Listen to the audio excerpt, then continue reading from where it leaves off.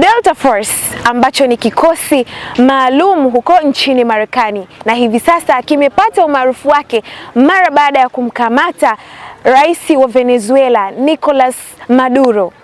Na hapo wameweza kufanya mission 3, na katika mission hizo 3 kuna mission ngumu sana waliwahi kuifanya, na hivi sasa ninakwenda kukuhadithia jinsi mission hiyo walivyoifanya. Twenzetu.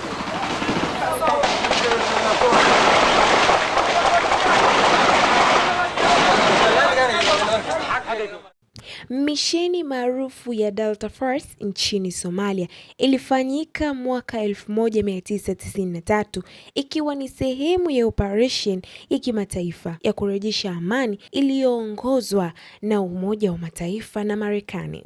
Tukio hili lilijulikana sana kama Battle of Mogadishu.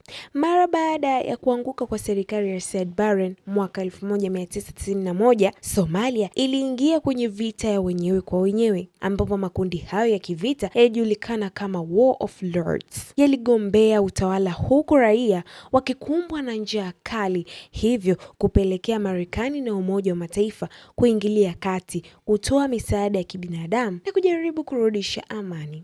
Hata hivyo, Delta Force walipewa jukumu maalum la kuhakikisha wanamnasa aliyekuwa kiongozi. Alifahamika kwa jina la Mohamed Farad Aidid, kiongozi wa kivita aliyekuwa akihusishwa na mashambulizi dhidi ya wanajeshi wa UN kwa lengo tu la kuvunja mtandao wake wa kijeshi uliokuwa ukitishia operation za amani. Wafanyakazi wa karibu na US Arms na vikosi vingine maalum. Siku ya misheni mnamo tarehe 3 Oktoba mwaka 1993, operation ilifanyika katikati ya mji wa Mogadishu, na mpango ulikuwa ni helikopta za Black Hawk kushusha askari katikati ya jiji la Delta Force wakamati viongozi wakuu wa Aidid, huku wakipanga mission ya kuchukua chini ya saa moja.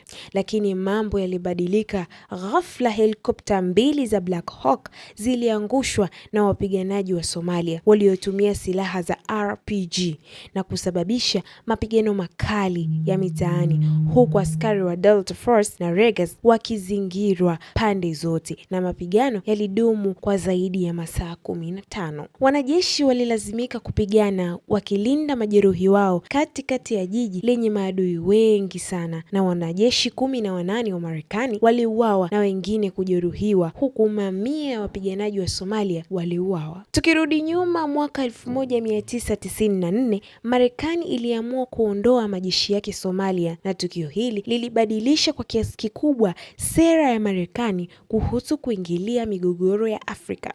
Mission hii ilifanya Delta Force ijulikane zaidi duniani, ingawa wao ni kikosi cha siri, na iliongoza kuandikwa kwenye vitabu na baadaye kutengenezwa filamu iliyojulikana kwa umaarufu wake Black Hawk Down, inayosimulia tukio zima la mission hiyo kwa mtazamo wa kijeshi wa Marekani. Mission ya Delta Force Somalia ni moja ya mission zinazokumbukwa sana katika historia ya vikosi maalum vya Marekani. Langu jina naitwa Warda Harun, na huko Instagram unaweza kunipata kwa jina la Warun_19, lakini story hii imeweza kuandaliwa na Edmund Junior, lakini huko mitandaoni pia unaweza kutupata kwa Moon Life Media. Mpaka wakati mwingine, bye bye.